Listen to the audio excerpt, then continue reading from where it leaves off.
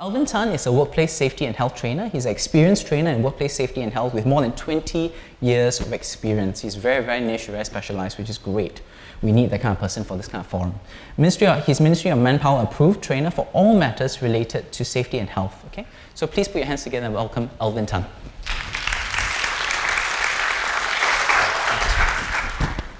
Thank you, Ian.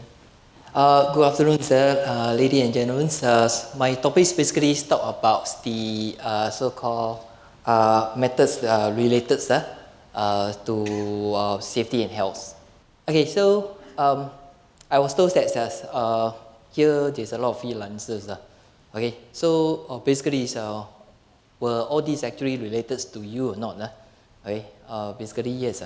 Okay, and you will talk about what are the so-called safety methods related to safety and health? Okay, basically, where you can see that we have a so-called Workplace Safety and Health Act, okay, and the regulations just to ensure the minimum requirement to protect the safety and health and well-being of the people working at the workplace. Okay, so if you are a working person, you are basically protected, okay, by our Workplace Safety and Health Act and the regulations.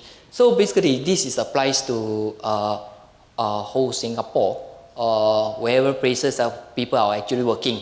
Basically, who is actually having the duty and responsibility in terms of workplace safety and health, okay, at the workplace? Where you can see that under the Workplace Safety and Health Act, okay, we have occupier, employers, principals, and every employee, okay, and if you are talking about you are the freelancer, will you basically also have the duty and responsibility in terms of safety? The answer is yes. Okay. As a freelancer, basically your duty and responsibility is quite similar to the occupiers, employers, or perhaps the principals. So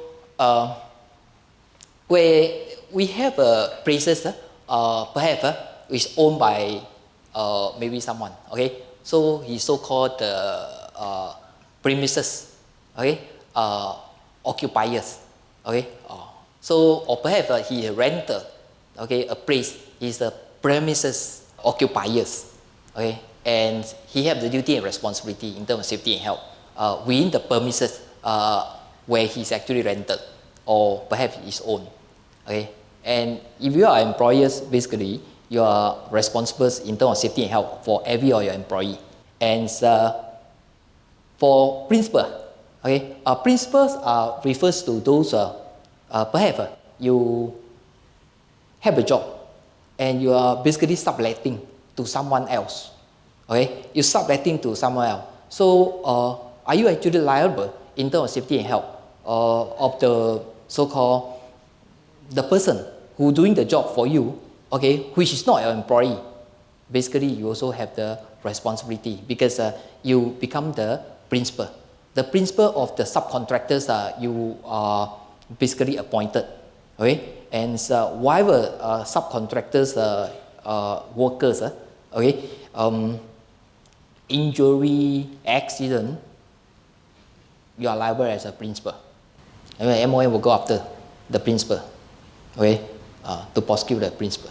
If the principal have not discharged the liability, okay, so basically if the principal have discharged the liability, then it becomes the subcontractor's liability issue, okay. So that is in terms of safety and health, okay. So for every employee, basically also there's a duty and responsibility. Okay, look at this so-called news. Okay, this guy was actually punished under the Act. He's the first person punished under the Act. The Workplace Safety and Health Act take effect on the 2006. Okay, so he's the first person actually sentenced to jail 3 months. Okay, because of not discharge his liability as so-called employers, and at the same time he also as a supervisor. At the same time he also the managers. So this guy basically is the employers. He as a manager, he as a supervisor also, okay. So basically he had many roles, okay, and he was being sentenced to jail for 3 months because of negligence of the compliance with the safety requirement and causing a fatal accident, okay, at that times. So you can see that what it means to you for the workplace safety and health, okay. So everyone have obligations to ensure the workplace safety and health. Okay, it applies to everybody. Okay, and we need everybody basically to work together to ensure the workplace safety. Okay, employee play a part. Okay, the occupier play a part. Employee play a part also. Okay, under the Workplace Safety and Health Act, okay, the employee also can be punished if it's not actually not complies with the requirements. Okay, how this act basically actually apply? Okay, where you can see that this act and the regulation actually come to the last phase already. Okay, 1st September 2011. It applies to every industry. Okay, when it comes to the first phase, it's only for the major industry. We're talking about marine industry, construction industry, and the petrochemical industry. Okay, but second phase, they have all these restaurants, hotels, school, all this. Okay, and then which is not covered under the first phase and second phase, it will be under the third phase. Okay, that means all workplace. Okay, all workplace means that's a place where people are working. So basically, media industry actually under the third phase, which is not actually under the first, second phase. So you can see that, as I just mentioned, okay, occupier is the one that's under the Act, responsible for everything within the premises. Okay, because you occupy the premises, you have full control in terms of premises. Okay, he's the one that's liable for every safety and health issue within the premises. How about the employers? Okay, employers are only take duty and responsibility, which is talking about this relationship between employer and employee. Okay, employer and employee. So if they have a relationship between employer and employee, then the employers is liable. Okay, same things. The employer have to ensure there is this safe and healthy work environments provided for the employee. And these are some of the so-called requirements where the employer have to comply. Okay, machine equipments all have to be safe for the workers to use. Okay, ensures the people are not exposed to hazard. Okay, must have an emergency procedure to deal with things like accidents, fires, all this. Okay, must have procedure to actually do it, and also to provide the adequate instructions, information, training, and supervision to the employees. So these basically are the employer's role and responsibilities spelled out under the Act. Okay, and the principles. Okay, as I say, the principles, which is talking about a person's you sublet, okay, or subletting these so-called work to another party, okay, or another contractors. Okay, so basically, as a principal, okay, must make sure that the contractor you appoint or subletting, they have a required experience and training. Okay, and to ensure that the so-called the appointed contractors who have the necessary license, permit, or certificates for carry out certain work required under the Act or the regulation. And where you can see that a person can be actually having more than one role. Okay, he may be a so-called occupier, he at the same time which is also the employer. Okay, or perhaps he also the principal. Okay, so he may actually having more than one role. Okay, and of course when it comes to the liability part, he have more liability. Okay, because he have more than one role. Okay, person at work, this is talking about every employee. Okay, you are an employed person. Okay, what is your role and responsibility in terms of safety? Okay, so where you can see it, you have to use your personal protective equipment to protect yourself if you are given by your employer, and you basically have to cooperate with your employer, okay, in respect of the safety and health issue, like comply with the in-house rule and regulations procedure, okay, and also do not endanger yourself and also do not cause any hazard to any other people. Okay, and you talk about the person at work, which also cover volunteer and also person who is on the job training. Okay, the internship. Okay, so this is basically can be considered a person at work also. He's an employee. Okay, so things like school attachment, student attachment, okay, is also considered employee. Okay, so the employer is liable, okay, for this issue. So where you can see that self-employed persons is no excuse under the Act and the regulation. So whatever you did must be safe also. You also must make sure that the work activity you carry out, it don't pose hazard to another person. Okay? It means that you also need to ensure that the work environment is actually not only safe for yourself, but also safe for any other people also. So basically, this is one of the areas when you talk about freelancer, okay, which is a self-employed person. Not only the Act, we also got a lot of regulations, and where all these regulations are related, okay, to safety and health. And where you can see that this is not all. This is just some. I just bring out some of the so-called regulations which is actually related. Okay, perhaps to your type of industry. Okay, quite a lot. Okay, especially these risk management regulations. Okay, or perhaps incident reporting, first aid. Okay, and perhaps noise scaffolding, even to the operation of crane you may need, or to the work at height. Okay, I think this is one of the areas that at this moment of times that involve the whole industry also. Okay, because a lot of works were required to carry out at certain height.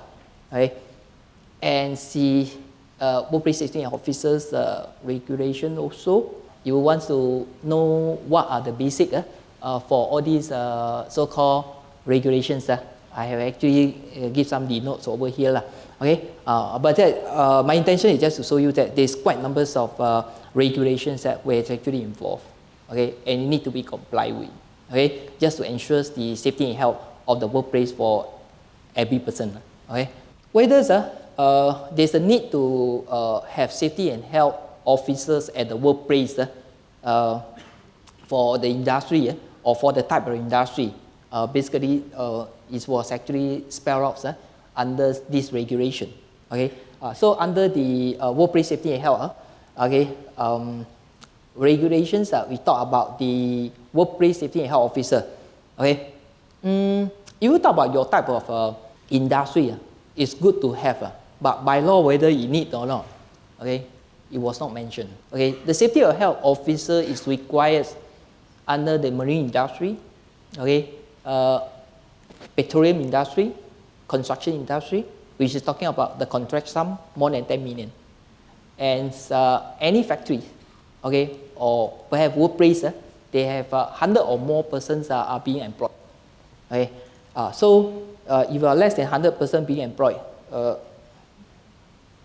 not required to engage a safety and health officer under the present regulation, but it's good to have.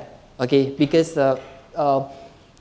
who actually give you advice in terms of how to do the work safely is the so-called competent person. Okay, so all these so-called safety and health officers, they are the competent persons. They can actually give you the good advice how to actually do things in a safe manner. Okay, in order to prevent accident. Okay, so in your type of industries, okay, it's good to have a competent person to give you the guidance. Okay, work activity may be involved like so-called stunt coordination. Okay, or perhaps some kind of scaffolding erection, tentage, lightings. There's quite a lot of things where they involve. Okay, and all these there's certain safety and health issue, and the safety and health officers will be able to give quite a good advice. Okay, this is one of the areas where just now we bring you the so-called the regulation talking about risk management. Okay, So under this risk management for every workplace, before you carry out any work activity, you have to conduct what we call a risk assessment. Okay, and this risk assessment is for you to identify whatever hazard, okay, involved with your work activity, and to evaluate the risk level. And the risk level can be high, can be medium, can be low, and with that, considered how to take the risk control measures. Okay, and these control measures, after initiate, have to communicate to whoever exposed to the hazard. Okay, and also the control measure, okay, will also need to basically through training, to communicate to whoever exposed to the hazard. And these are so-called control measures, which also need to monitor for the compliance. Okay, so whoever have the duty and responsibility, okay, need to comply with this part. Okay, and where you can see that when there is accident happens, okay, whether you have your activities, having your risk assessment conducted, do you actually implement your risk management under the risk management regulation? That is one of the areas. Okay. So basically, this risk management regulation applies to every activity for every industry also. Okay. So this is one of the so-called requirements, okay, for every workplace, where you can see that who is the one supposed to actually implement this risk management regulation: employer, principal, self-employed person. Okay. So first offense, if you never conduct your risk assessment, never implement your risk management, 10,000. Second offense, 20,000, 6 months imprisonment. So there is the punishment. Okay. So this regulation is actually quite one of the so-called very stringent regulation. Okay, it applies to the whole industry. So where you can see that any occurrence of accidents can lead to significant delays and also extra costs. So I will just elaborate a little bit more in terms of what are the other general safety related issues in terms of your type of industry. Okay, so maybe one of the areas is talking about working at height. Okay, material handling, the use of LELO, scaffolding, electrical safety, and fire exposure. Okay, so these are some of the practices that perhaps we can actually look into it. How to protect ourselves, how to make sure the workplace is safe, how to ensure that accidents will not be happening when the work is actually carried out. Okay, there's quite a number of proposals where you can see that this is talking about the high technology. Okay, so that we do not require the cameramen to climb on top to do the filming. Okay, we're using this to eliminate all the hazards where persons are actually encountered, which is talking about fall from height. Okay, and that is one way. Okay, other ways can have protective rearing. Okay, or perhaps use of some others so-called equipments, boom lift, scissor lift, which is basically have the guard wheels. Okay, to prevent people from falling. Of course, you talk about for those people working in heights. Also, there's another hazard, things like falling objects. Okay, so at certain heights, things drop will kill people also. Okay, so these are the things that like tie off, okay, or stripe, okay, to prevent things from falling from height. And it will talk about work at height. Okay, under the work at height regulation. Okay, they never specify what kind of height is considered work at height. As long as above ground and below ground is also considered work at height, and the regulation apply. Okay, when the regulation apply, it talk about a person must be trained and competent before he can work at height. So do the cameraman train and competent to work at height? So the trained and competent is whether he attended the relevant courses or not. That's why one of my classmates, okay, recently just gave me a call. He was working in Mediacorp. He was being asked to attend the work at height course. He was asking me, is it a need? No? I said yes. Okay, because if you are required to work at height, you need to be trained. Okay, and you need to attend the work at height course. Okay, so that in order for you to work at height, you talk about work at height, you also need to conduct risk assessment. Okay, so that the hazard can be identified, control measure can be put in place, and this is one of the so-called preventive measures also. Okay, as two situations. We talk about no choice. Okay, I'm not able to use this. I'm not able to use this. Okay, there's no any other method. It seems like it's exhausted. Okay, yeah, using the fall arrest system. Okay, fall arrest system. Okay, and if you talk about this use of fall arrest system, okay, you look at outside. Outside there's an exhibition. Okay, they show you all the harness, how to wear the harness, how to anchor. Okay, if the person is not being trained, he will never know how to even wear the harness, how to anchor the harness, how to correct use. At the same, when there's an accident happens, you know, the person is still fall from height. Okay, maybe the harness was on top, his body is below. Okay, so there is one issue where it's talking about training. Okay, so people need to know how to work at height safely. Okay, even he will put on the harness. Okay, he must also train how to use. Okay, and you talk about permit to work. Okay, and this is one of the areas that where you only apply to height which is more than 3 meters. Okay, so you must have a procedure implement. Okay, at the workplace. Okay, for any work activity which is more than 3 meters. Okay, so that involved with you know, somebody will propose the control measure. There will be assessors, you know, to assess the condition whether it's safe for work or not, and then there is a so-called appointed persons who will be approved the permit before the work can be carried out, and in order to ensure people work at height safety. Okay, so these are some of the things that we can see that's a work height issue. Okay, which all related to the work height, okay, regulation. Okay, so this basically actually apply, okay, to your type of industry.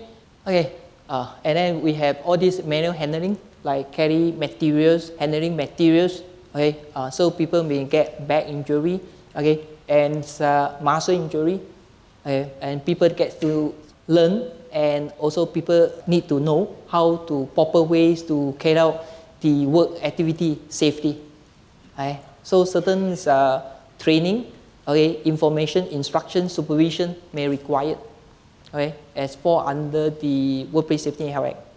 Okay, this is in terms of the a little bit of work at height, because you talk about use of LELO, depends on what kind of LELO you're actually using. Okay, some LELOs can be only just for 2 meters. Okay, some LELOs can be 6 meters or even 9 meters. Okay, but this type of LELO is called the airframe LELO. Okay, the airframe LELOs mainly for short duration. Okay, under the so-called the guideline, okay, provided by MOMs at the workplace. Okay, you want to use the LELO. Okay, if you want to use these LELOs, you have to be at least 3 steps below. Okay, and this is only used for work activity, which is perhaps less than 15 minutes. Okay, if you want to use more than 15 minutes, then you have to use this type of LELO. Okay, with a guardrail, with a platform, and this is mainly for people involved with working at height. Okay, not very high, but at least these people will not fall. Okay, there is a guardrail, there is a platform. Okay, so for them. Okay, and how are you going to climb on the LELOs? The 3-point contacts, your hands should not handle anything. How are you going to lean your LELOs? Okay, these are all in the guidelines, okay, of the use of LELOs. Okay, so basically where you can see that these are the requirements. These are requirements. So in futures, this type of LELO will be out from the market. Okay, a lot of LELO it become like that. Okay, perhaps maybe another 10-20 years. Okay, all the LELO become like this because this LELO is no more able to be used. Okay, under regulation, it's not advisable to use these LELOs that, you know, because LELO are meant for access, not for working. There's a lot of requirements that are under the scaffolding also. Okay, if you're talking about how you're going to build the scaffolding, the person needs to be trained. It requires a supervisor to check every 7 days. Okay, there's certain requirements are how to going to construct the scaffolding. Okay, we're talking about at least not more than 2 platforms. Okay, the heights are not more than 3 times the laser based dimension. We're talking about the tower scaffold, mainly for perhaps cameramen to do some framing. Okay, so these are the so-called tower scaffold requirements, okay, which fall under scaffold regulations. Okay, there's one big chunk of regulation under requirement under this regulation. And then lighting also. Okay, so we use a lighting electrocution. Okay, it's one of the areas, or perhaps even kind of exposure. Okay, the light unit. Okay, so maybe you need to use some canvas to cover up the lighting so when there's raining. Okay, or perhaps you need to actually check, okay, and make sure they are in good condition, and all these lightings perhaps it need to be grounded, okay, in order to prevent electrocutions, okay, and the installations, okay, need to make sure it was secured so that it will not topple and kill someone. All the appliances, it must be approved type, okay, with a label, okay, and in terms of the equipments, okay, perhaps you request to check, inspect by licensed electrical workers who is approved by EMA, Energy Marketing Authority. So these are some of the things where perhaps it's the wrong things that we use for extension, okay. This is the right one, okay. And you talk about genset, okay. This type of gensets is not allowed to actually directly connect to metallic casing because there's no earth. So we get electrocuted, okay.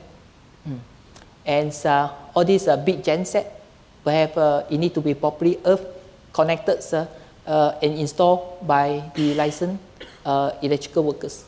All these electrical equipments, basically, where you can see that socket, wiring, and also perhaps connections all have to be ensured is safe, or else which easily can cause electrocution accident, and also the housekeeping also. That is one thing, trip and fall. And if you talk about fire explosion, okay, at the scene, if you're going to create a fire or explosion scene, okay, you need to identify, okay, which are the so-called hazard zone, okay, where this explosion or fires it will perhaps causing certain hazard to the surroundings or even to the member of public, okay. So you need to demarcate, okay, the so-called the hot zone, okay, how far apart, the warm zone, how far apart, to put proper signage, barriers, okay, and any flammable substances you have to remove from the place in order to prevent when there's a so-called accident, this will become even causing more violent explosion or fires. Okay, so these are some of the precautionary measures perhaps request to be taken. Okay, of course this is not all. Okay, I just basically highlight some of the issue only. Okay, in actual fact there's a lot more to talk about. Okay, so basically, okay, time issue. Okay, so I will end my presentations. Okay, thank you.